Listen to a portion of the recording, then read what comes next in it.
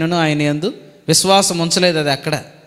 కానీ యేసుప్రభు తిరిగి లేచిన తర్వాత మరియా ఆయన సహోదరులు అందరూ యేసుప్రభునందు విశ్వాసం ఉంచారు. ఇప్పుడు మీరు చెప్పండి, ఒక వ్యక్తి యేసుప్రభుని విశ్వసించాడంటే ముందు తాను ఏమని గ్రహిస్తే విశ్వసిస్తాడు? పాపినని గ్రహిస్తే. కొరింథీయులకు రాసిన మొదటి పత్రిక 14వ అధ్యాయం, కొరింథీయులకు రాసిన మొదటి పత్రిక 14వ అధ్యాయంలో వచనం 24, అవిశ్వాసి అయినను ఉపదేశం పొందనివాడైనను లోపలికి వచ్చిన ఎడల అందరి బోధ వలన తాను పాపినని గ్రహించి. కాబట్టి ఒక వ్యక్తి యేసు ప్రభువుని విశ్వసించాడు అంటే ముందుగా అతడు ఏమని గ్రహించాడంటే పాపినని గ్రహించాడు. సో మరియు కూడా తాను ఏమని గ్రహించింది? పాపిననే గ్రహించింది. ఇప్పుడు చెప్పండి, ప్రపంచంలో పాపము లేనివాడు, పాపం ఎరగనివాడు, పాపం చేయనివాడు ప్రభు అయిన యేసుక్రీస్తు ఒక్కడే. ఆయన స్త్రీ యందు పుట్టాడు. గలతీ పత్రిక 4:4 చూస్తే ఆయన స్త్రీ యందు పుట్టాడు.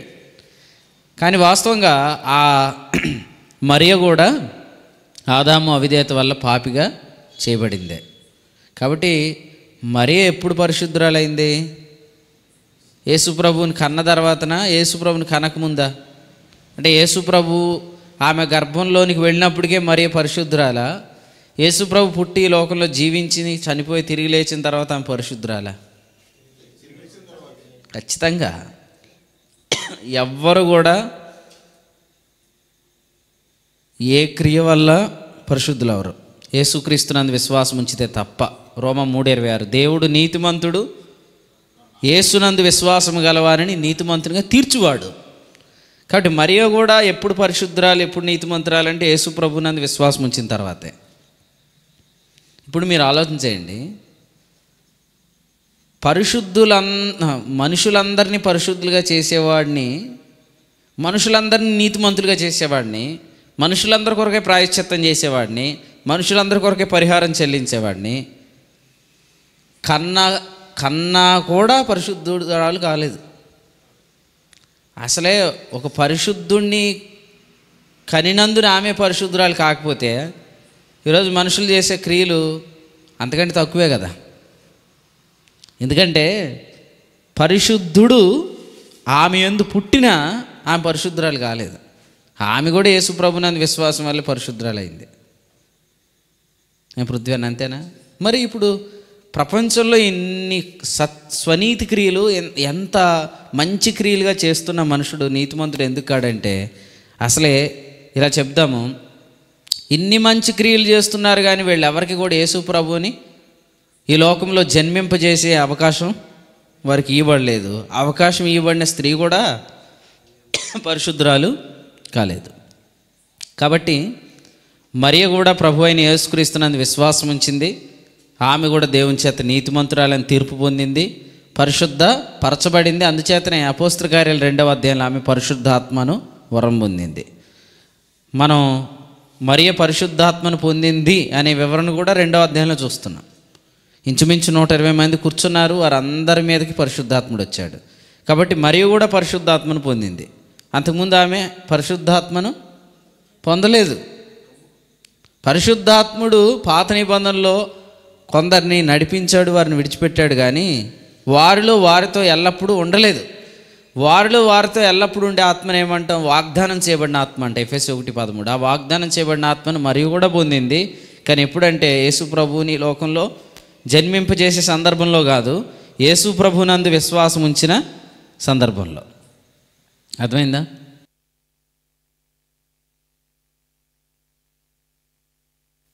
రైట్ వేనండి. మార్క్స్ వార్తలో ఈ రాత్రి మనం చదువుకున్న వాక్యంలో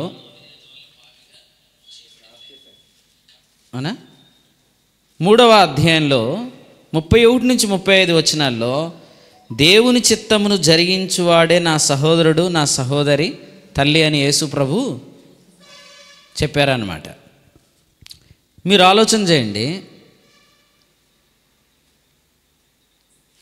చాలామంది మన మాట వినేటట్టు యాక్షన్ చేస్తారు, కానీ చాలామంది మన మాట వినరు.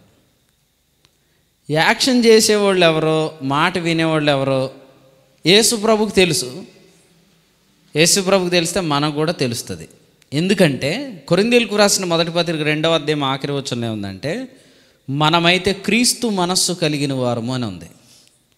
We have the mind of Christ అని ఉంది. అంటే వీ హ్యావ్ అంటే మనం కలిగి ఉన్నాం. కాబట్టి మాట వింటారు వీళ్ళు, నా చిత్తం జరిగిస్తారు, నా ఇష్టం నెరవేరుస్తారు అని మనం అందరి గురించి అనుకోకూడదు. అందరినీ ఆ లెక్కలో మనం వశపరుచుకోకూడదు, అంటే మన వశం చేసుకోకూడదు. యోహాను సువార్త 2వ అధ్యాయం 24వ వచనం చెప్పండి. యేసు మనుష్యుని ఆంతర్యం ఎరిగినవాడు గనుక ఎవడనూ తన్ను గూర్చి ఆయనకు సాక్ష్యమే నక్కరా లేదు. ఎందుకంటే అక్కడ మనం చూస్తాం యోహాను 2:24లో ఆయన వారిని తన వశము చేసుకోలేదు. మన మాట ఎవరు వింటారు? మన ఇష్టం ఎవరు నెరవేరుస్తారు? యెషయా గ్రంథంలో మనం ఇందాక చదివిన వచనంలో ఏముంది? 41వ అధ్యాయంలో 44వ అధ్యాయంలో కోరేషు నా మందకాపురి, నా చిత్తమంతయు నెరవేర్చువాడా అని ఉంది. యెషయా గ్రంథం 44వ అధ్యాయంలో 28వ వచనం ఉంది, నా మందకాపరి, నా చిత్తమంతయు నెరవేర్చువాడా అని ఉంది. దేవునికి తెలుసు ఎవరు ఆయన మాట వింటారు. మనకు కూడా తెలియాలి మన మాట ఎవరు వింటారని. మన మాట ఎవరు వినరో వాళ్ళకి ఇంక మాటలు చెప్పకూడదు.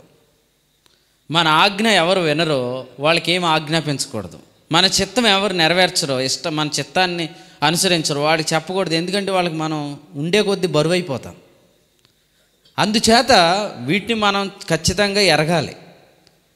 ఇప్పుడు మన రేంజ్ ఏంటి మనం ఎరగాలి. నా రేంజ్ ఏంటంటే నేను చెప్తాను. నా రేంజ్ పంచ అధిపతి అనుకోండి, దశాధిపతి అనుకోండి. నేను 5 మందికి చెప్పాలి. పంచాధిపతి అంటే 5 మందికే చెప్పాలి, దశాధిపతి 10 మందికే చెప్పాలి. నేను శతాధిపతి అని ఫీల్ అయిపోతున్నాను. నేను శతాధిపతి అని ఫీల్ అయిపోయి ఏం చెప్తున్నాను, నేను 100 మందికి చెప్పేస్తున్నాను. కానీ నేను వాస్తవంగా శతాధిపతి కాదు. సో నేనేంటో నేను ఎరిగి నేను ఎంతవరకు చెప్పాలో ఎవరికి చెప్పాలో చెప్పాలి. ఒకవేళ నేను చెప్తున్నప్పుడు ఫర్ ఎగ్జాంపుల్ రత్నానికే చెప్పాను, ఇది చేయమ్మా అన్నాను. రత్నం చేయలేకపోతుంది, నేను చెప్పేది చేయట్లేదు. అప్పుడు నేను తెలుసుకోవాలి ఏమనంటే రత్నం మీద నేను అధికారిని కాదు. దీపుకి చెప్పాను, దీపు కూడా నా ఆజ్ఞ నా చిత్తం లేకపోతే నేను చెప్పింది చేయలేకపోతున్నాడు. అప్పుడు నేను ఆయన మీద కూడా అధికారి కాదు. సో ఇక్కడ మొత్తం ఎంతమంది ఉన్నాం మీ అందరి మీద నేను అధికారిని అనుకున్నాను నేను. కానీ నాకు తెలిసింది ఏమనంటే వీళ్ళిద్దరి మీద నాకు అధికారం లేదు. అలాగూ మనము ఎవరు మన ఇష్టం నెరవేరుస్తున్నారో చూసుకోవాలి తప్ప అందరినీ మన క్రిందకి లాక్కోకూడదు, అందరినీ మన టీమ్గా చెప్పుకోకూడదు. యేసు ప్రభు వే ఆఫ్ లివింగ్ మనం గమనించినట్లయితే ఇదిగో నీ తల్లి ఇదిగో నీ సహోదరులు అంటే యేసు ప్రభు క్లియర్గా చెప్పారు, వారు నా తల్లి వారు నా సహోదరులు కాదు, దేవుని చిత్తము నెరవేర్చువాడే నా తల్లి నా సహోదరులు. అంటే అసలు నా మాట ఎవరు వింటున్నారో వాళ్ళే నా తల్లి నా సహోదరులు అని అన్నాడు.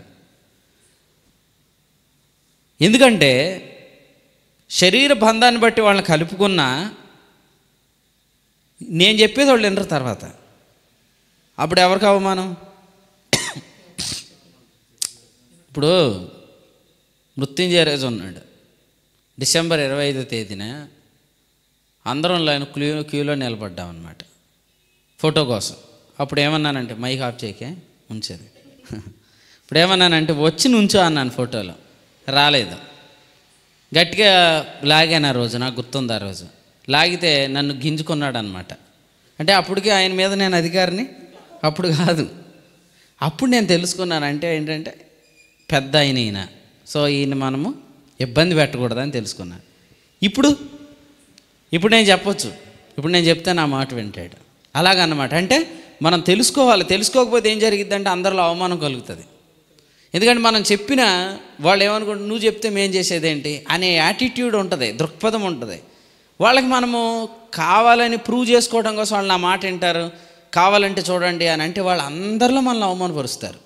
అందుకని మనం ఏం చేయాలంటే, so we have the mind of Christ అన్నాడు కొరింథీ మొదటి పత్రిక 2వ అధ్యాయం ఆఖరి వచనం. అంటే మన క్రీస్తు మనసు కలిగిన వారం కాబట్టి పరిశుద్ధాత్మ చేత మనం నడిపించబడుతున్నాడు. ఆ మైండ్ మనకు వచ్చేసిద్ది. మనమైతే క్రీస్తు మనసు గలవారం అని కొరింథీ మొదటి పత్రిక 2వ అధ్యాయం ఆఖరి వచనం చెప్పకముందు కంటెక్స్ట్ అంతా పరిశుద్ధాత్మ గురించి మాట్లాడుతున్నాడు. మీరు చదివితే అక్కడ 12వ వచనం కానీ అక్కడి నుంచి మీరు చదువుకుంటూ వెళ్తే దేవుని ఆత్మ గురించి మాట్లాడుతున్నాడు. అంటే ఇక్కడ పరిశుద్ధాత్మ మనకు క్రీస్తు మనసు. సో ఇప్పుడు మనం పరిశుద్ధాత్మ చేత నడిపించబడుతున్నప్పుడు మనకు క్రీస్తు మనసు అర్థమైపోయింది. అందుకని మనం ఏం చేయమంటే అందరినీ కూడా ఇదిగో రత్నాజీ మీవాడే కదా, ఇదిగో హనోక్ గారు మీవాడే కదా అంటే, ఇప్పుడు రత్నాజీ మావాడు కాదు, ఇప్పుడు హనోక్ గారు నావాడు కాదు అని నేను చెప్తాను. ఇదేంటారు బాబు, మొన్నేమో ఈ నావాడే అంటాడు, ఈ నావాడే అంటాడు, ఈ రోజు ఏంటి వాళ్ళు కాదంటాడు అంటే, ఈరోజు నాకు వాళ్ళు అర్థమవుతున్నారు. ఇప్పుడు నేను వాళ్ళకి చెప్పిన వాళ్ళు నా మాట వినరు కాబట్టి ఏం చేయాలంటే ఎప్పటికప్పుడు నూతన స్వభావం అనేది నవీనపరచబడుతూ ఉంటుంది. నేను ఇప్పుడే పెంటపాడులో నేర్చుకున్నాను చెప్తూ. అదేంటంటే ప్రభు ఒక విషయం చెప్పాడు, మీరు ఏదైనా చెయ్యండి దేవుడు చేస్తాడనే దానికి అసలు మినిస్ట్రీ అవసరం లేదు. ఏదైనా చేస్తే దేవుడు చేస్తాడనేది లోకం నమ్ముతుంది బ్రహ్మపరచు ఆత్మను బట్టి. కాబట్టి ఇన్ జనరల్గా మనలోకి ఆ మైండ్ సెట్ వచ్చేస్తుంది, మన దేవునికి ఏదైనా చేస్తే దేవుడు మనకు చేస్తాడని. దానికి పరిచర్య ఎందుకు? మీరు ఊరక నిలుచుండి చూడండి, దేవుడు చేస్తాడంటే ఊరకు ఉంచడం కొరకు మినిస్ట్రీ చేయాలి. ఇప్పుడు మన పరిచర్య అంత ఏంటి, మీరు ఏదైనా చేసేస్తారేమోనని భయపడి నేను శాంబాబు అన్న వద్దొద్దు అది చేయకు రెస్ట్లో ఉండు, హనోక్ గారు మీరు చేయకూడదు రెస్ట్లో ఉండాలి, పృథ్వీ అన్న మీరు చేయకూడదు రెస్ట్లో అంటే మిమ్మల్ని రెస్ట్లోకి తీసుకురావటమే నా సర్వీసు. ఒకవేళ నేను మిమ్మల్ని 10 రోజులు వదిలేసాను అనుకోండి, వదిలేస్తే ఏం జరుగుతుంది? ఆటోమేటిక్గా మీరు రెస్ట్లోంచి వర్క్ మైండ్ సెట్కి వస్తారు. నేను 10 రోజుల తర్వాత మళ్ళీ వచ్చి మీకు వాక్యం చెప్తున్నప్పుడు మళ్ళీ మిమ్మల్ని కూర్చోబెట్టడం చాలా కష్టం.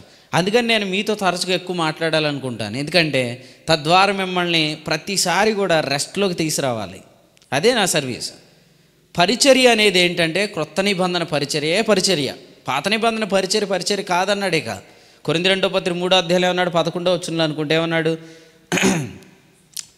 తగ్గిపోవునదే మహిమ కలిగింది అయిన ఎడల నిలిచింది మరి అత్యధికమైన మహిమ గలదగును, దాని ముందు ఇంతకుముందు మహిమ కలిగిగా చేయబడింది, ఈ విషయంలో మహిమ లేనిది ఆయన అన్నాడు. మహిమ లేదంటే అర్థం ఏంటంటే ఇంక మినిస్ట్రీ కూడా లేనట్టే.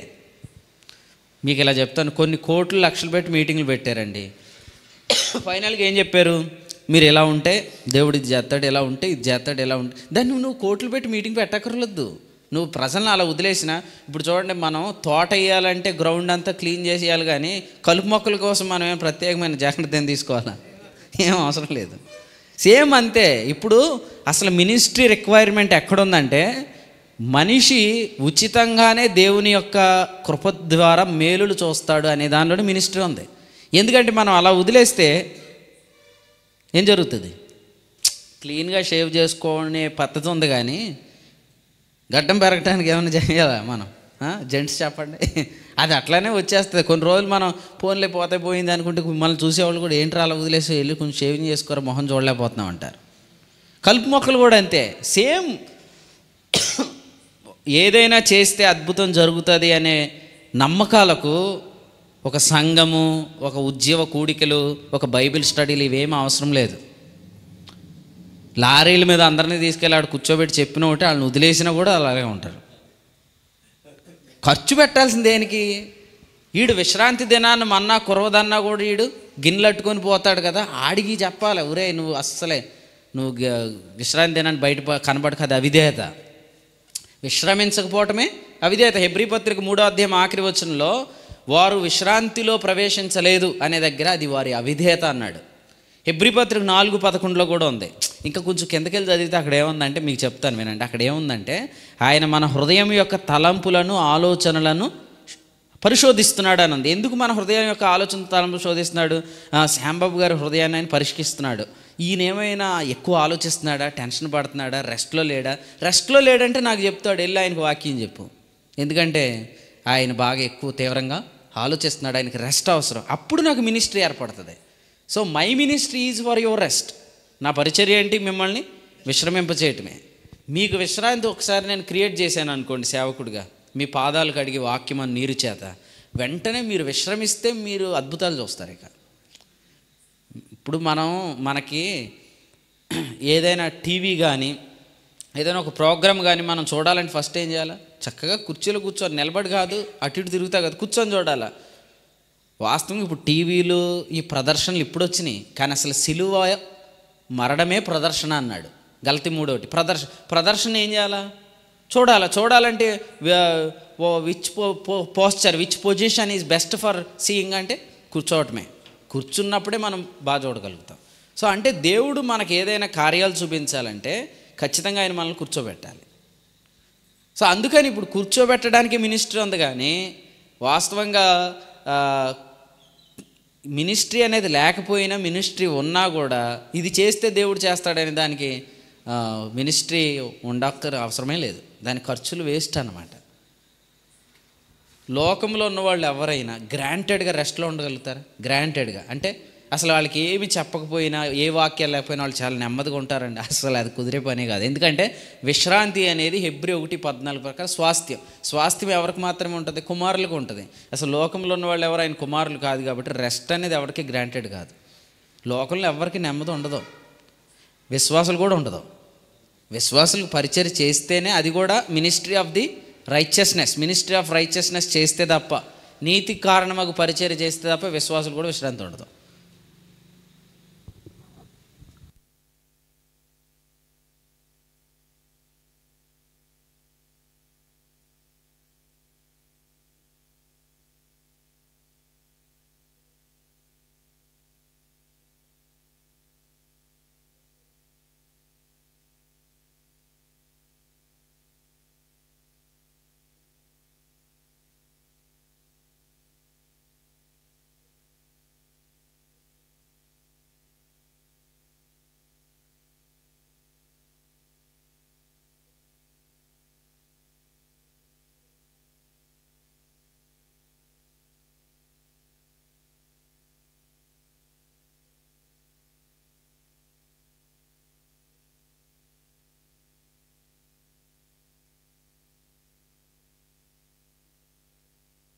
ఈరోజు మనం ఒక మీటింగ్ మానేసుకుంటే ఏం జరుగుతుందంటే, మనం చేయకపోతే పరిచర్య ఆటోమేటిక్గా ప్రజలు అవిశ్రాంతిలోకి వెళ్ళిపోతారు.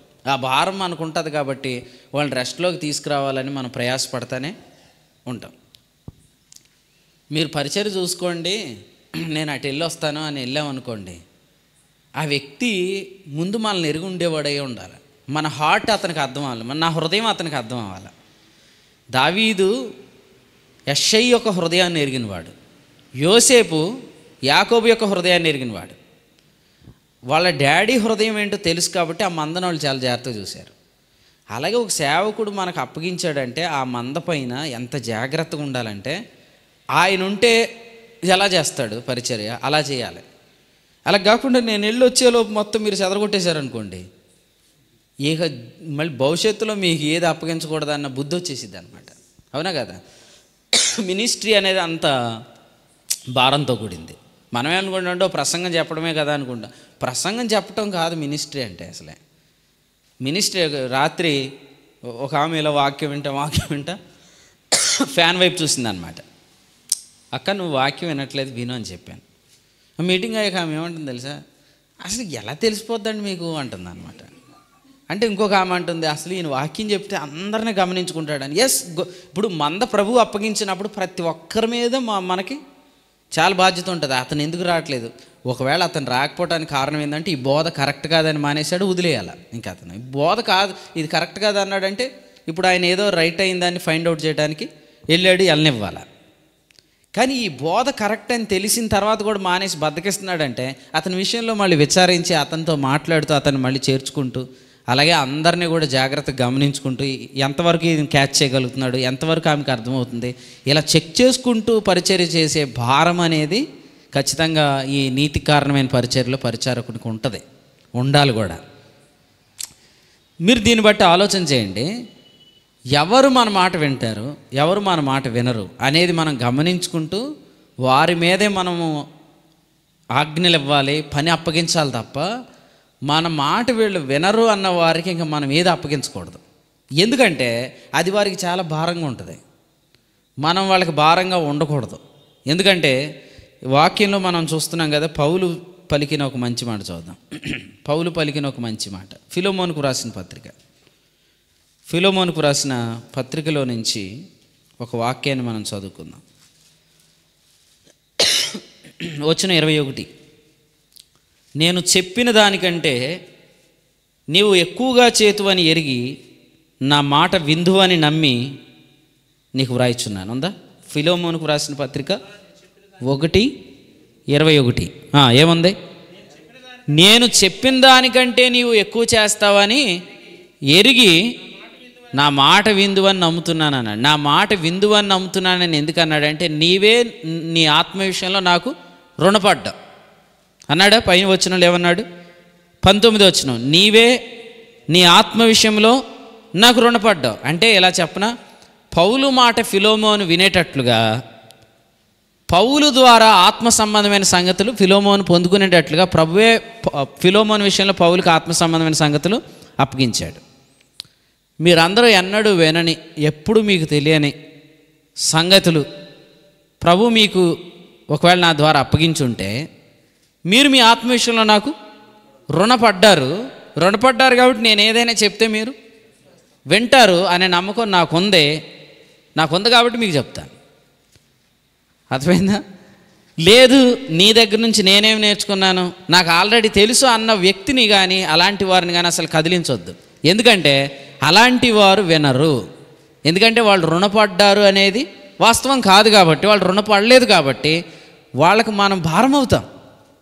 ఎప్పుడు ఎవరికి మనం భారంగా ఉండకూడదు. ఇక్కడ వచనాల్లో ఏం చెప్పాడు? 22వ వచనంలో నా నిమిత్తం బస సిద్ధం చేయమన్నాడు.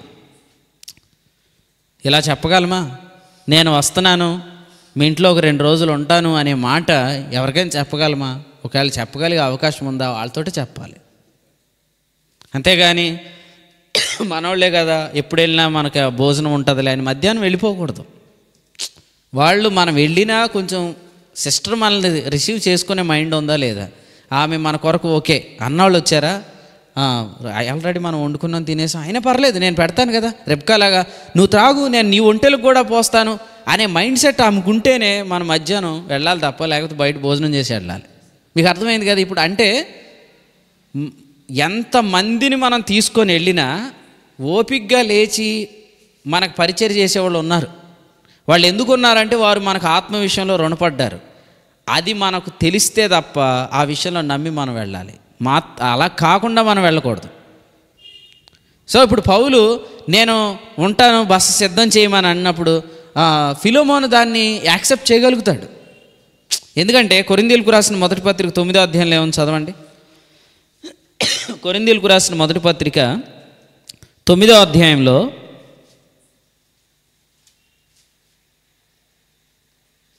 వ్రాయబడిన మాట చూడండి.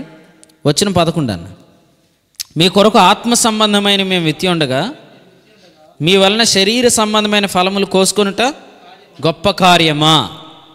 అర్థమైందా మీకు? ఆత్మ సంబంధమైనవి గొప్పవా, శరీర సంబంధమైనవి గొప్పవా? ఇంకా చెప్తాను. వాక్యోపదేశం పొందుకునేవాడు ఉపదేశం పొందటం గొప్పదా, ఉపదేశకునికి ఇవ్వటం గొప్పదా? ఉపదేశం పొందటమే గొప్పది. గలతీ పత్రిక 6వ అధ్యాయంలో రాసిన వచనాల ప్రకారం, 6 నుంచి 7 వచనాలు రాస్తున్న ప్రకారం, అంటే మీరు దీన్ని బట్టి ఆలోచించండి. బస సిద్ధం చెయ్యి, నా మాట విను, ఒనేసిమును చేర్చుకో, ఇవన్నీ చెప్పే ముందు పౌలు ఎక్స్ప్లెనేషన్స్ కొంత వివరంగా చెప్పాలి. ఏం పూనుకోలే. చెప్పుంటే ఆ అధ్యాయం ఒక అధ్యాయంగా ఉండేది కాదు, ఫిలోమోనుకు రాసిన అధ్యాయం ఉండేది, అధ్యాయాలు ఉండేవి. చాలా క్లుప్తంగా రాశాడంటే అర్థం ఏంటి? నేను ఎక్స్ప్లెనేషన్ చెప్పుకోవాల్సినంత అవసరం లేదు. నువ్వు ఒనేసిమును చేర్చుకో, ఓకే బ్రదర్ నేను చేర్చుకుంటా. నువ్వు నాకు ఒక బస్ సిద్ధం చేయి, ఓకే బ్రదర్ నేను చేస్తాను. అంటే సింపుల్గా చెప్పినా కూడా దాన్ని చాలా ఎలాబొరేట్గా చేయటం. ఎవరు చేస్తారా పని? ఆత్మ సంబంధమైనవి నేను ఇచ్చాను, శరీర సంబంధమైనవి కోసుకోవటం గొప్ప కార్యమేమి కాదు అనే తాత్పర్యం పౌలుకు ఉంది. దీన్ని బట్టి మీరు ఆలోచించేయండి. అపోస్తుడైన పౌలు ఫిలోమోనుకి భారమే కాదు, కొరింథీయులకు భారమే కాదు. కానీ ఈ సంగతులు వాస్తవంగా నాకు ఎప్పుడూ తెలియదు. ఈ సంగతులు నేను పౌలు ద్వారానే తెలుసుకున్నాను. ఈ సంగతులు నాకు ఎప్పుడు అంతకుముందు తెలియవు, ప్రభు ఇతని ద్వారానే బయలుపరిచాడు అనే సంగతి మర్చిపోయే వాళ్ళు కూడా ఉంటారు. అలా మర్చిపోయినప్పుడు ఏం చేస్తారంటే శరీర సంబంధమైనవి ఇస్తున్నప్పుడల్లా సనుక్కుంటూ ఉంటారు. సో బెటర్ ఏంటంటే వాళ్ళ దగ్గర నుంచి తీసుకోకపోవటమే. ఎందుకంటే వాళ్ళు ఆ సంగతి మర్చిపోయారు. ఇంకోటి ఏంటి తెలుసా, ఆ సంగతి జ్ఞాపకం చేయటం కూడా వాళ్ళకి చాలా భారంగా ఉంటుంది. ఫర్ ఎగ్జాంపుల్ మీరు గుర్తు చేశారనుకో, పలానా టైంలో ఈ విషయం ప్రభు నా ద్వారా నీతోటి మాట్లాడాడు అని అన్నా కూడా అది వాళ్ళు they are not able to take అనమాట.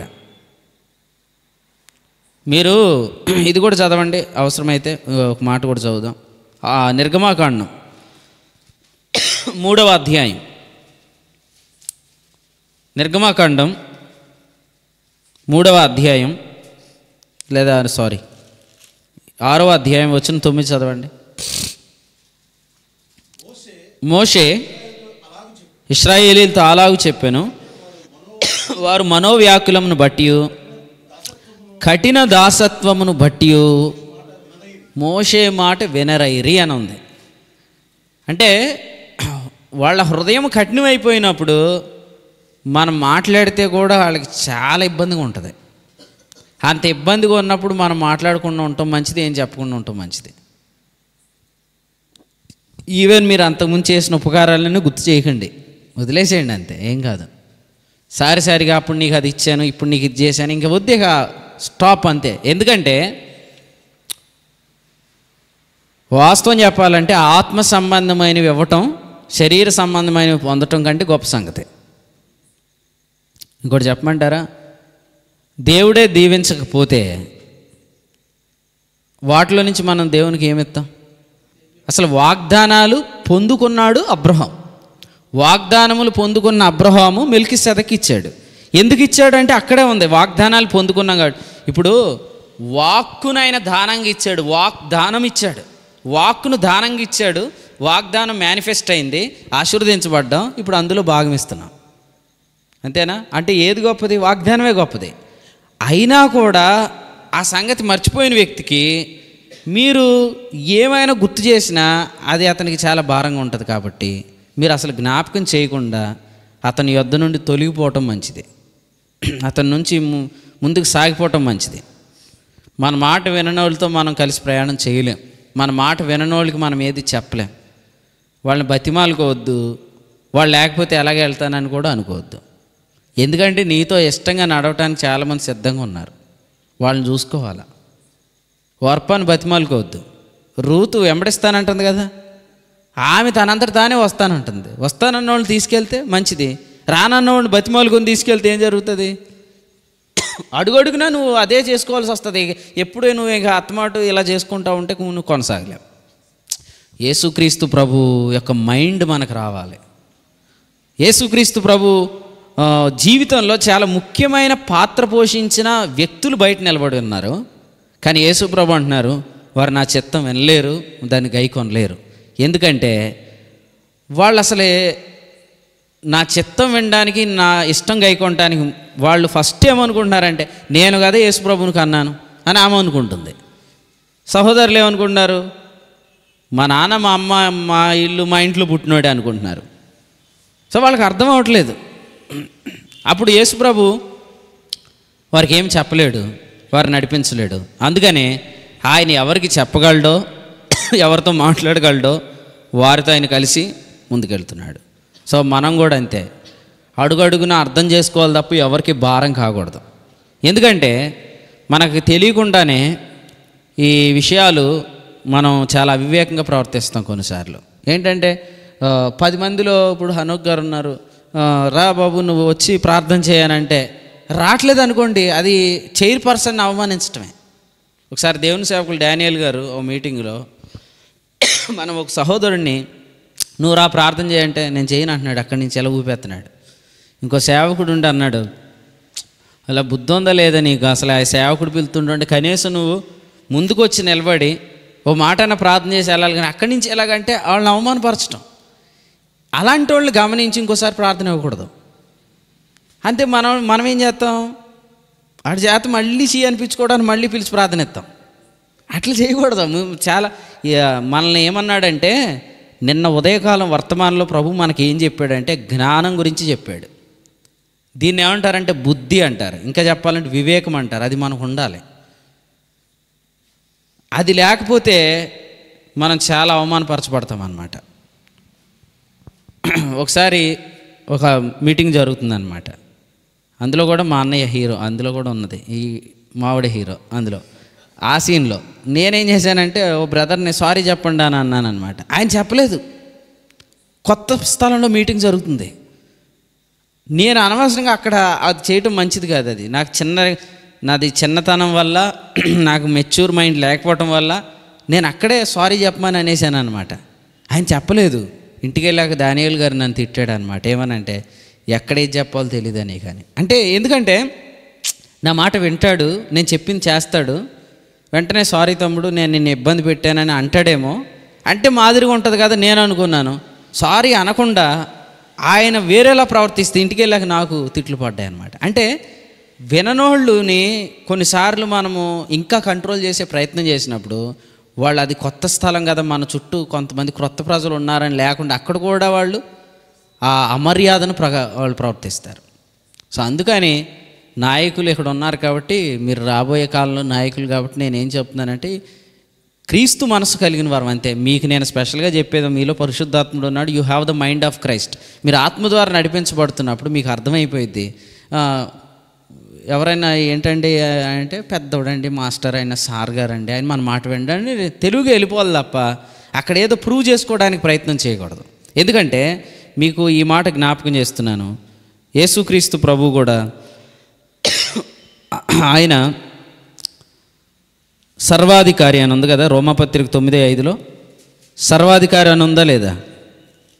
ఈయన సర్వాధికారి అయిన దేవుడై ఉండి నిరంతరము స్తోత్రార్హుడై ఉన్నాడు అనే మాట చూస్తున్నాం. సర్వాధికారి అయిన దేవుడైన క్రీస్తు మాట ఎంతమంది అంటారు? సువార్తకు ఎంతమంది లోబడుతున్నారు? ఇప్పుడు విశ్వాసానికి ఎంతమంది విధేయులు అవుతున్నారు? దేవుని నీతికి ఎంతమంది లోబడుతున్నారు? అసలు అందరు లోబట్టలేదు. రోమా 10:16. ఇప్పుడు చెప్పండి, నాకు ఇంతమంది లోబడట్లేదా అని యేసుప్రభు చిన్న మొహం పెట్టుకొని కూర్చుంటాడా? ఇంటికి వచ్చిన హామాన్ని వాళ్ళ ఆవిడ ఇలాగ అనింది అనమాట.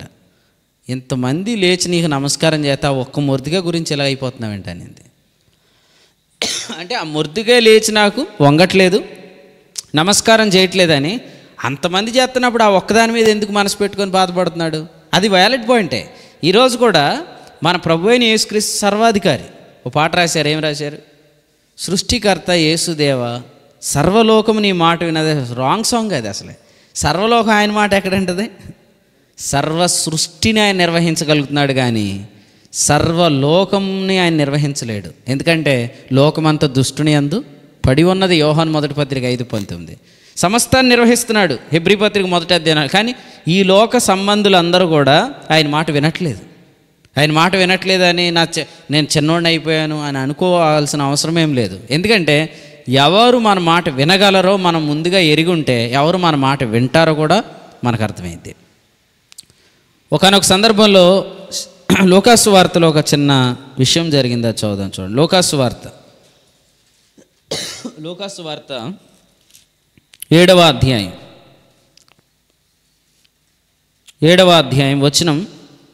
4వ వచనం చదవండి. యూదుల పెద్దలను శతాధిపతి యేసుప్రభు దగ్గర పంపించినప్పుడు యూదుల పెద్దలు యేసుప్రభుతో మాట్లాడుతున్నారు. 4వ వచనం, నీ వలన ఈ మేలు పొందుటకు అతడు యోగ్యుడు, అతడు మన జనులను తానే ప్రేమించి మనకు సమాజ మందిరము తానే కట్టించినని ఆయనతో చెప్పి మిక్కిలి బతిమాలుకొండ్రి. అంటే ఇప్పుడు వీళ్ళు వెళ్ళి ఎలా చెప్పారు చూసారా? అయ్యా నువ్వు శతాధిపతికి మేలు చేయొచ్చు, ఎందుకంటే అతడు మనకు మందిరం కట్టాడు. ఇప్పుడు కూడా ఏంటంటే ఒక వ్యక్తి మన మాట వినాలంటే ఫస్ట్ ఆ వ్యక్తికి మనం ఏదైనా చేసి ఉండాలి. వెనక్కి వెళ్ళి చూడండి, మనం ఏదైనా చేసామా? పౌలు ఫిలోమోనికి ఏమైనా చేశాడు? చేశాడు. ఏం చేశాడు? ఆత్మ విషయంలో ఆత్మ సంబంధమైన సంగతులు అప్పగించాడు. సో ఇప్పుడు అతని నుంచి ఒక రిక్వెస్ట్ అవసరం. ఒక విషయం, ఒనేసిమును చేర్చుకునే విషయంలో ఇంకెవరితో మాట్లాడలేడు కదా, ఫిలోమోన్తోటే మాట్లాడాలి. బస సిద్ధం చేయమంటానుగా ఇంకెవరి దగ్గరికన్నా వెళ్ళి తలదాల్చుకోవచ్చు, కానీ అది కూడా అతను రిక్వెస్ట్ చేశాడు. వింటాడని నమ్మకం ఉంది, ఎందుకంటే గతంలో ఈయన మేలు చేశాడు కాబట్టి. సో యేసు ప్రభు జీవితంలో కూడా మనం చూస్తున్నాము, శతాధిపతి ఇంటికి ప్రభు వెళ్లే ముందు ఒక విషయం యేసు ప్రభు వినికిడికి వచ్చింది. అదేంటంటే యూదులను ప్రేమించి అతడు సమాజ మందిరం కట్టాడు. సో యేసు ప్రభు అక్కడికి వెళ్ళినట్లుగా మనం చూస్తున్నాం. మనం కూడా అంతే. నేను దీపుకి ఏమైనా చేశానా అప్పుడే దీపుని దీపు నువ్వు రావాలి అని అంటాను. నేను దీపు నువ్వు రావాలి అని అనడం అనే మాట విని మీరు కూడా అనేకూడదు. నేను అన్నానని మీరు అనేకూడదు. పాస్టర్ గారు చెప్తే నువ్వు విన్నావు, మేము చెప్తే వినవా అంటే ఒక విషయం ఉంది. అదేంటంటే అతనికి నేను ఏదో చేశాను, నాకు అతడు ఆ విషయంలో రుణపడి నా మాట వింటున్నాడు. అది ఎరగకుండా ఆయన మాట అయితే వింటారు, ఆయన చెప్తే వింటారు కానీ మనం చెప్తే వినరు అని నువ్వు చిన్నపుచ్చుకోకూడదు ముఖం. సో ఈ వివేకంతో మనం ముందు కొనసాగాలి. ఎందుకంటే మనకు తెలియకుండానే మనకు కొంతమందికి బరువు అయిపోతాం. యోబు ఏమన్నాడు, నీ చేయి నా మీద బరువుగా ఉన్నది అన్నాడు. అలా కొంతమందికి బరువు అవుతాం. సో బరువు అవుతున్నప్పుడు మనం గ్రహించుకోలేకపోతే మన మీదకి అటు పక్క నుంచి తిరుగుబాటు కూడా వస్తుంది. అందుకని మనం ఏం చేయాలంటే ఎవరికి బరువు అవుతున్నామో అనేది గమనించుకుంటూ వాళ్ళ మీద నీకు మన చేయి తీసేయాలి. ఒకప్పుడు ఆశీర్వాదపు హస్తంగా అనిపించిన ఆ చేయి ఇప్పుడు బరువుగా ఉంటుంది. సో అప్పుడు అందుకని ఏం చేయాలంటే ఒకప్పుడు ఇది దీవెన హస్తం, నేను అది అలాగే కొనసాగుతుంది అనుకున్నాను, అది ఇప్పుడు అలా లేదు, అది బరువుగా ఉంది, వెంటనే తీసేసేయాలి. తీసేయకుండా ఆ హస్తాన్ని అలాగే ఉంచి ఏదో చేద్దాం అనుకుంటే ఇది ఇప్పుడు అవదే కాదు. ఎందుకంటే హృదయం కఠినం అయిపోయిన తర్వాత ఏం చెప్పినా కూడా అది అందులో నుంచి సణుగులే బయటకు వస్తాయి, కంప్లైంట్సే బయటకు వస్తాయి, కానీ అందులోంచి మరి ఏది ఎక్స్పెక్ట్ చేయొద్దు. ఎందుకంటే ఐగుప్తు దేశంలో ఇన్ని సూచక్రియలు చేసినప్పుడు ఫరో హృదయమే కఠినమైందంటే, ఫరో అంటే ఎవరు? మనుషుడే కదా. కాబట్టి మనుషుల హృదయాలు కఠినం అవుతాయి. ఇవన్నీ దేవుడు మన మేలు కొరకే జరిగిస్తాడు. ఎందుకంటే ఫరోని ఆయన సృజించినప్పుడే చెప్పాడు, నీ హృదయాన్ని నేను కఠినపరచకపోతే నా నామం ఏంటో బూదిగంతాల వరకు తెలియదు. అదే నేను నా హృదయాన్ని కఠినం చేశాను అనుకో, ఒక్క సూచక్రియ ఆగిపోయేది 10 సూచక్రియలు అవుతాయి. ఈ 10 చేసేలో ప్రపంచమంతా నా పేరు తెలిసిపోతాయి. ప్రపంచమంతా నా పేరు తెలియాలని నీ హృదయం కఠినం అవ్వాలి, నేనే చేస్తాను అన్నాడు. అలాగే ఏం చేస్తాడంటే మన జీవితంలో కూడా కొందరి హృదయాలు వారు కఠినపరచుకోవడానికి వాళ్ళు వెళ్ళిపోతున్నప్పుడు ప్రభు వాటిని కఠినపరిచి వారు మన మాట వినకుండా ఉండటం, తద్వారా మన ప్రయాణాన్ని ఆయన క్లియర్గా కనపరుస్తాడు, ఎటు వెళ్ళాలి, ఎటు సాగాలి. నేను నిన్న రాత్రి వాక్యం మాట్లాడుతూ ఒక మాట చెప్పాను. ఇప్పుడు ఈ పరిచర్యలో అందరికంటే ముందుండి నడుస్తున్న ఒక వ్యక్తి ఉన్నాడు. అది నేనే అని కొందరు అనుకుంటున్నారు, నేను కాకపోయినా ఎవరైనా కూడా. కాబట్టి వాళ్ళది చాలా సాహసయాత్రే. ఎందుకంటే నీతిమంతుడు విశ్వాస మూలముగా జీవించును అనే ఈ వర్తమానం, విశ్వాసం వల్ల నీతి ఎలా కలుగుతుందనే వర్తమానం దాకా మనకి చాలామంది ద్వారా తెలిసింది. కానీ ఈ రెవల్యూషన్ మాత్రం ఖచ్చితంగా నేను నమ్ముతున్నాను, జగన్నాథపురంలో ఉన్న ఫిలదెల్ఫియా సంఘానికే ప్రభు ఇచ్చాడు, నీతిమంతుడు కాబట్టి ఈ మినిస్ట్రీ ఏంటో దీని పూర్తి వివరాలు మన దగ్గర ఉన్నాయి. దీని కాపీ రైట్స్ అని కూడా అనొచ్చు, అది మన దగ్గర ఉంది. కాబట్టి ముందు ఎవరు నడుస్తున్నారో అతని సాహసమే. ఎందుకంటే కొన్నిసార్లు చూడండి, ప్రయోగం చేసినప్పుడు చాలా భయం ఉంటుంది. ఎందుకంటే దాని మీద చాలా కోట్ల ఇన్వెస్ట్మెంట్ పెట్టేస్తారు. ఇది ఫెయిల్ అయితే చాలామందికి లెక్క చెప్పాలి, పెట్టుబడి పెట్టిన వాళ్ళకి. ఇప్పుడు ఒక విధంగా చెప్పాలంటే ఈ పరిచర్లో ఎంతమంది నడుస్తున్నారంటే ఈ వర్తమానంలో మొత్తం చాలామంది జీవితాలు పణంగా పెట్టేశారు. ఇందులో పెట్టలేదా? ఇప్పుడు 2027లో ప్రభు వస్తాడు, వెళ్ళిపోతామనే మాట ప్రభు దాసుని ద్వారా రాగానే కొంతమంది నమ్మి పొలాలు కూడా అమ్మేసి దేవుని పని కొరకు అప్పగించే ప్రయత్నాలకు వస్తున్నారంటే ఇప్పుడు జీవితాలు కూడా పణంగా పెట్టేశారు. ఇప్పుడు నేను ముందుకెళ్ళి నేను ఫెయిల్ అయితే ఈ పరిచర్లో మొత్తం అందరూ ఫెయిల్ అయిపోతారు. అంటే ఈ రెవల్యూషన్ వచ్చింది కాబట్టి చెప్తున్నాను, ఈ ప్రత్యక్షత.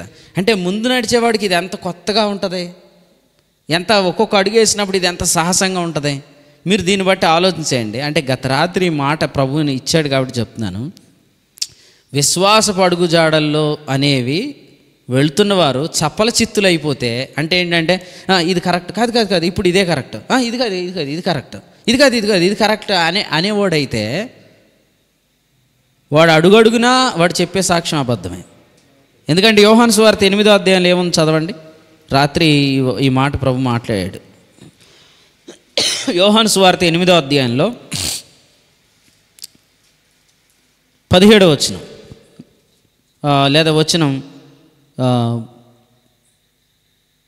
ఏదా మాట ఎక్కడ ఉంది, 19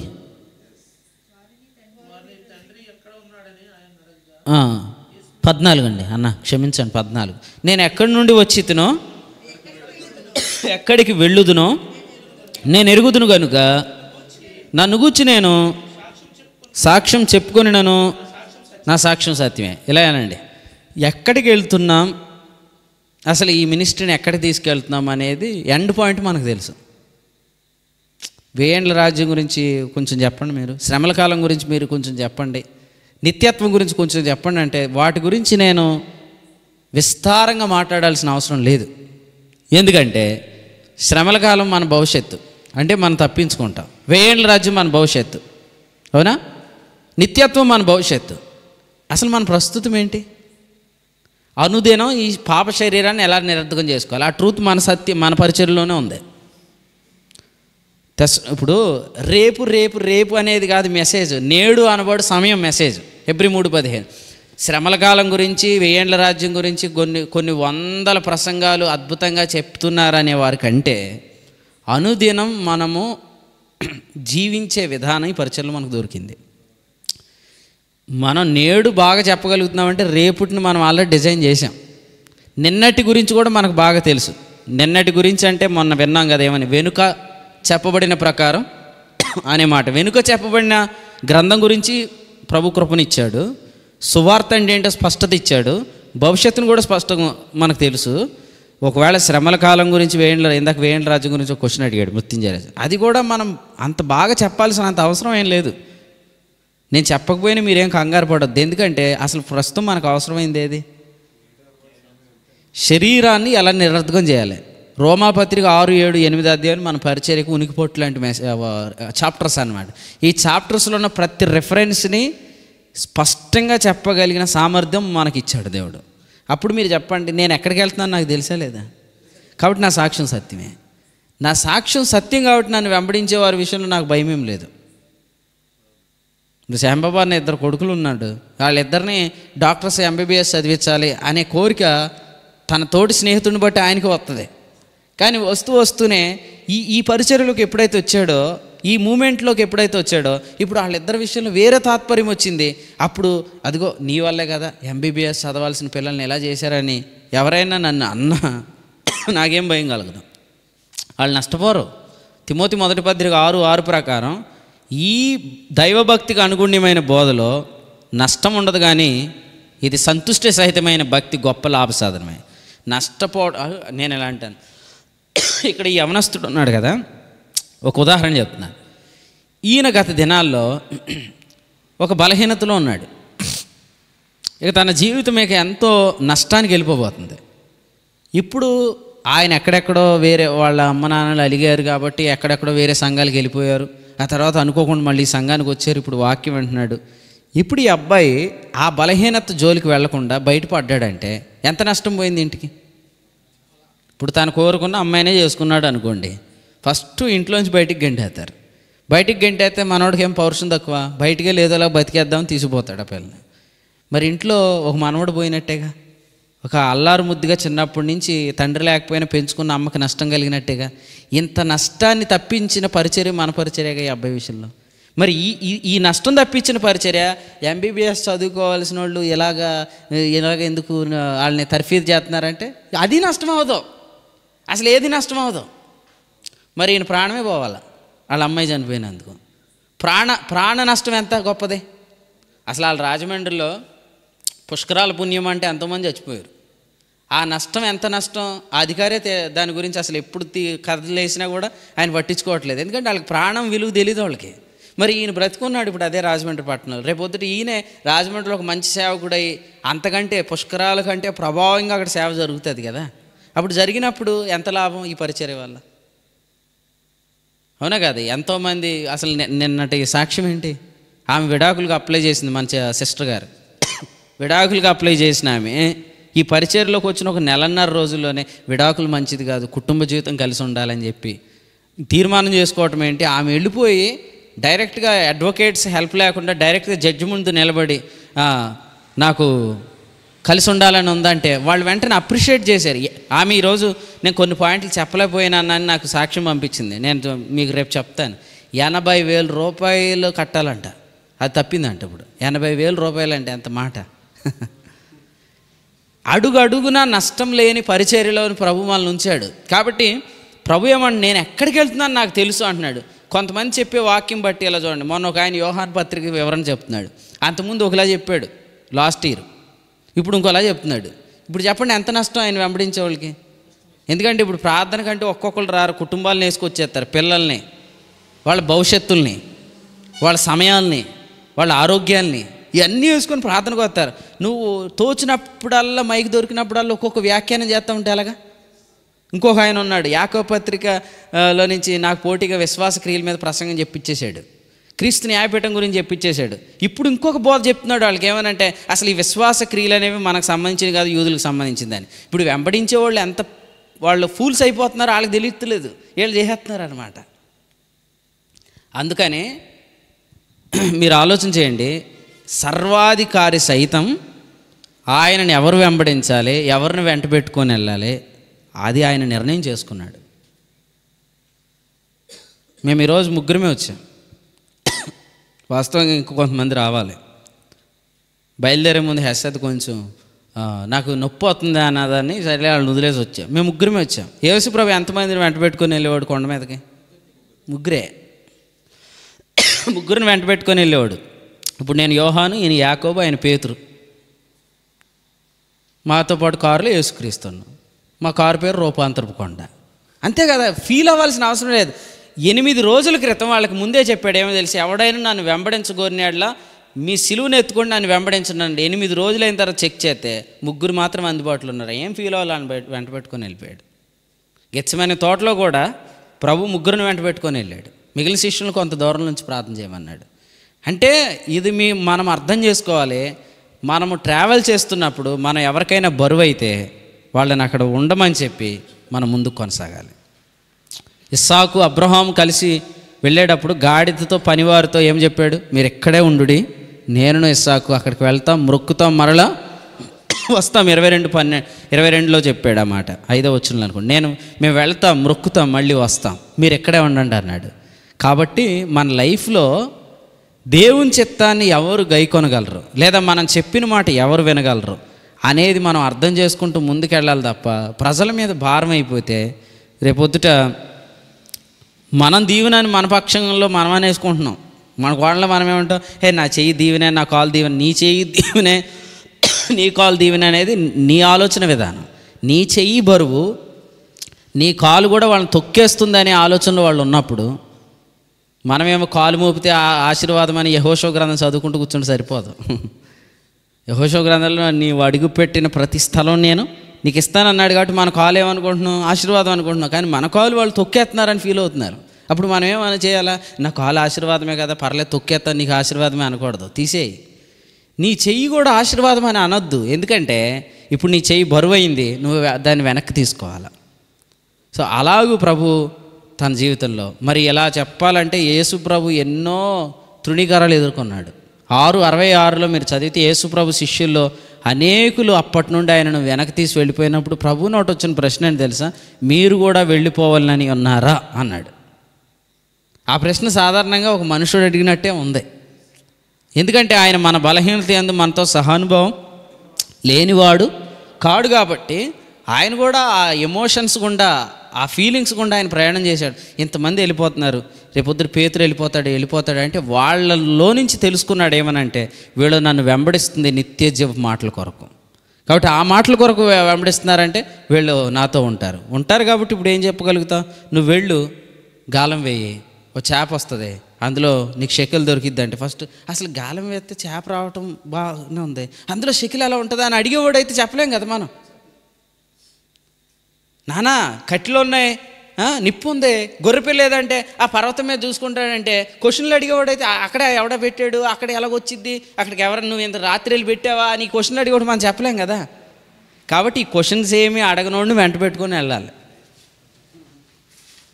లేదంటే ఇన్ని క్వశ్చన్లు అడిగేవాడైతే మనం ఎలా ఉంటుందంటే వీడు ఇష్టపూర్వకంగా రావట్లేదు, మనం బలవంతంగా లాక్కొని వచ్చేస్తున్నాం. అలా లాక్కొని వచ్చిన వాళ్ళ ద్వారా ఏం జరగదు. కాబట్టి దేవుడే మీకు మనుషుల్ని ఇస్తాడు, వారిని మాత్రం వెంట పెట్టుకొని వెళ్ళాలి. ఉండే కొద్దీ సంఖ్య తక్కువైపోతుంది, నా పవర్ తగ్గిపోతుందని మీరేం అనుకోకర్లేదు. ఎందుకంటే సంఖ్య అసలు తక్కువ అవదు, ఫస్ట్ అది తెలుసుకోండి. ఎందుకంటే మనకు వచ్చిన వర్తమానం రీసెంట్గా ఏంటి తెలిసి Hebరీ 10:24 సమాజముగా కూడుట. జనసమూహములు, అది అసలు నల్లజర్రలోనే ఓపెన్ అయింది. అది జనసమూహములు వారు నలుదిక్కుల నుంచి ఆయన దగ్గరికి రాలేక పైనుండి వారు దించారు. అది ఇక్కడే కదా ఓపెన్ అయింది. కాబట్టి జనాలు ఏమి తగ్గరు, కానీ కొందరు జనాలు రావడానికి ఆటంకంగా ఉన్న మనుషులు దూరం అవుతారు అంతే. అంటే ఒక రిమూవల్ అనేది బ్లెస్సింగ్ అవుతుంది. షారయ్యి అనే పేరుకు అర్థం ఏంటి? జగడగొండి, అంతేనా? షారయ్యి. ఇంకో మాటలో చెప్పాలంటే ఓనర్. ఇంగ్లీష్లో ఏముంటుందంటే మాస్టర్ అని ఉంటుంది. పెత్తందారి. పెత్తందారి ఖచ్చితంగా జగడాల్లోనే ఉంటాడు ఎప్పుడు. నాకు పెత్తనం కావాలనే వాడు ఏం చేస్తాడు ఎప్పుడు? ఇప్పుడు ప్రభు ఏం చేశాడంటే ఆ యోధ్ అనే అక్షరాన్ని తీసేశాడు. అది రిమూవల్గానే ఉంది, కానీ ఆ ప్లేస్లో హే ఇచ్చాడు. కాబట్టి every removal definitely adding grace అన్నమాట. ఖచ్చితంగా అది యోధ్ తీసేయటమే, కానీ గ్రేస్ని ఇచ్చినప్పుడు ఆమెలో నుంచే అబ్రహాం సంతానం పుట్టింది. కాబట్టి ప్రభు మన జీవితంలో అడుగడుగున మనకి తెలియపరుస్తూ ఉంటాడు. ఎవరిని వెంట పెట్టుకొని వెళ్ళాలి, ఎవరితో వెళ్ళాలి, ఎవరిని ఆపాలి. అందరికీ చెప్పేకండి, ఓ పెద్ద బిగ్ బాస్ లాగా నువ్వు అక్కడికి వెళ్ళు అది చెయ్యి, ఇక్కడికి వెళ్ళి అది చేయి అంటే నువ్వు చెప్తున్న వాళ్ళు ఎంత అనుకుంటున్నారో నీకు తెలుస్తలేదు. ఎందుకు ఇది అంత జరుగుతుందంటే మన అవివేకం, మనం తెలుసుకోకపోవడం ద్వారా. మనం ఏంటంటే ఇంతకుముందు ఎన్నాడు ఇప్పుడు వింటాడు అనుకుంటే, ఇంతకుముందు నీ చేయి ఆశీర్వాదం, ఇప్పుడు నీ చేయి బరువు. ఇంతకుముందు నీ కాలు ఆశీర్వాదం, ఇప్పుడు నీ కాలు తొక్కడం అనుకుంటున్నాడు. అప్పుడు నీ కాలు నువ్వు చేయి జాగ్రత్తగా వెనక్కి లాగేసుకోవటం మంచిది. సో యేసు ప్రభు అంత అద్భుతంగా ఆయన అన్నిటినీ నిర్వహించుకున్నాడు. ఫైనల్లీ ఒకరోజు యేసు ప్రభువుని అందరూ అర్థం చేసుకుంటారు. అక్కడికి వెళ్ళాక ఆయన తొక్కేలేదు, ఆయన చెయ్యి బరువు కాదు. కాకపోతే అప్పుడు మనకు అలా అనిపించేటట్టు అయిపోయింది, అది జరిగిందని అప్పుడు అర్థమవుతుంది. అప్పుడు అర్థమైనా ఆయనతో నడిస్తే కలిగే అనుభవాలు ఏవి చూడనట్టేగా. అసలు ఆయనతో కలిసి నడిస్తే ఎన్ని అద్భుతాలు చూడొచ్చు, అవన్నీ మిస్ అయిపోతాం రేపొద్దున మనకు తెలిస్తే. మనం కూడా ఏమనుకోవాలంటే, మేబీ ఇప్పుడు హనోక్ గారు ఉన్నాడు, ఆయన నా చేయి బరువు అనుకున్నాడు. ఇప్పుడు నేను వెంటనే ఏం చేయాలి? పాతయన్నీ ఆయన గుర్తు చేయకూడదు. అదేంటండి మీరు మర్చిపోయారు అప్పుడు అది ఇది అది అంటే ఆయనకి ఇంకా అసహనం వచ్చేద్ది. అప్పుడు వెంటనే వెనక్కి తీసుకున్నాం. అప్పుడు మనం ఇలా అనుకోవాలి, ఇక నుంచి నా ఆత్మ సంబంధమైన ప్రయాణంలో, నా ప్రత్యక్షతల్లో ప్రభు నాకు ఇచ్చిన నడిపింపులు ఈ బ్రదర్ ఉండడు అంతే. ఆయనకు చూసే కన్నులు లేవేక, ఆ సాక్ష్యం వినే చెవులు ఆయనకి లేవు. ఉదయకాలం జూమ్లో ఒకళ్ళు లేట్గా జాయిన్ అయితే మేము మాట్లాడుకుంటున్నాం, అరే లేట్గా ఎందుకు జాయిన్ అయ్యాడు, ఆయన ముందు జాయిన్ అయ్యి ఉంటే బాగుండు, ఆ సిస్టర్ సాక్ష్యం వింటే ఎంత ఆనందించేవాడు. అంటే కొన్ని మనం వినలేకపోతున్నాం, కొన్ని మనం చూడలేకపోతున్నాం. కానీ మన కోరిక ఏంటంటే అసలు ఆయన కూడా ఉంటే బాగుండు, ఆయన కూడా ఈ ఇంటే బాగుండు, ఆయన కూడా ఈ చూస్తే బాగుండు అనుకుంటాం. కానీ అవి చూడకుండా జరిగింది అంతే. అలాగే జరుగుతుంది కొన్నిసార్లు. కాబట్టి ఇవన్నీ మీరు అర్థం చేసుకోవాలి. ఫైనల్గా ఒక మాట, పెంటపాడులో చెప్పిన వర్తమానంలోంచి ఒక మాట చెప్తాను. పరిశుద్ధంగా ఉండమని ప్రభు మనకు ఆజ్ఞాపించాడు లేదా? తెస్సలోనిక మొదటి పత్రిక 4వ అధ్యాయంలో అన్నాడు, పరిశుద్ధులగుటి అనగా జారత్వమునకు దూరంగా ఉండటమే దేవుని చిత్తం. ఈ రాత్రి మనం దేవుని చిత్తం గురించి మాట్లాడుతున్నాం కాబట్టి పరిశుద్ధంగా ఉండండి అనేది దేవుని చిత్తం. పరిశుద్ధంగా ఉండండి అనేది ఇశ్రాయేలుకి చెప్తే ఎలా ఉంది? అది వాళ్ళకి చాలా బరువుగా ఉంది. అది ఎందుకంటే వాళ్ళకి దేవుడు చేసిన ఉపకారం చెయ్యని, అంటే అప్పుడు ఇంకా బయలుపరచబడిన ఉపకారం మనకు చేసిన ఉపకారం ఏంటంటే, ఎఫెసీ పత్రిక 2వ అధ్యాయం 6లో అన్నాడు, ఆయన మనకు చేసిన ఉపకారం అన్నాడు. ఏంటి ఆ ఉపకారం అంటే, క్రీస్తునందు మనల్ని పరలోకమందు కూర్చోబెట్టాడు. పరలోకంలో కూర్చొని మన పేరేంటి? పరిశుద్ధులు. వాళ్ళని ఇంకా కూర్చోబెట్టలేదు కాబట్టి వాళ్ళని పరిశుద్ధులు అనలేదు. పరిశుద్ధులు కాదు కాబట్టి పరిశుద్ధంగా ఉండండి అనేది వాళ్ళకి భారం. మనం పరిశుద్ధులం కాబట్టి పరిశుద్ధంగా ఉండండి అనేది మనకు సులువు. పరిశుద్ధంగా ఉండగలమా లేమా? ఖచ్చితంగా ఉండగలం. ఎప్పుడు ఉండగలమంటే ఆయన మనల్ని పరిశుద్ధులుగా చేశాడు. క్రీస్తే మన పరిశుద్ధత. దేవుని ఎదుట ఆయన మన పరిశుద్ధతకు ఉన్నాడు. ఆ సంగతి ఎరిగితే ఆయన ఆజ్ఞలు గైకొనటం మనకి ఈజీయే. అందుకని అంటాడు యోహాను మొదటి పత్రిక 2వ అధ్యాయం 3వ వచనంలో, ఆయన ఆజ్ఞలు గైకొని వాడు ఆయనను ఎరిగి ఉన్నాడు అన్నాడు. సేమ్ అలాగే ఇప్పుడు క్రొత్త నిబంధనలో కూడా మీరు చూడండి, ఏ ఆజ్ఞ అయినా ఎవరికి అసలు భారమే కాదు. కానీ కొందరికి భారం అవుతుందంటే వాళ్ళకి మనం అర్థం కాలేదని అర్థం అంతే. మీకు అర్థమైందా? యేసుక్రీస్తు ఎవరు? మన నీతి ఎక్కడ? దేవుని దగ్గర. ఈ విషయం తెలిసినోడు ఆజ్ఞలు పొందుకున్నప్పుడు ఏమని అనుకుంటాడంటే, నేను దేవుని దృష్టికి ఆజ్ఞ నెరవేర్చినా నీతిమంతుడినే, నెరవేర్చకపోయినా నీతిమంతుడినే.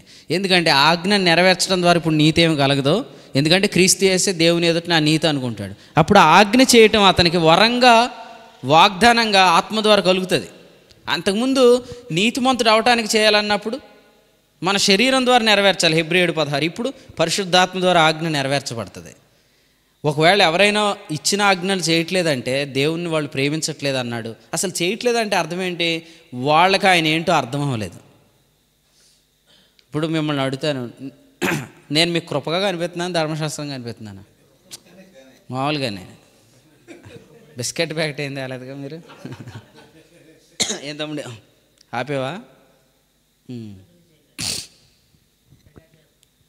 ఎక్కడ ఆగింది? అదే అప్పుడు ఆగిపోయిందా?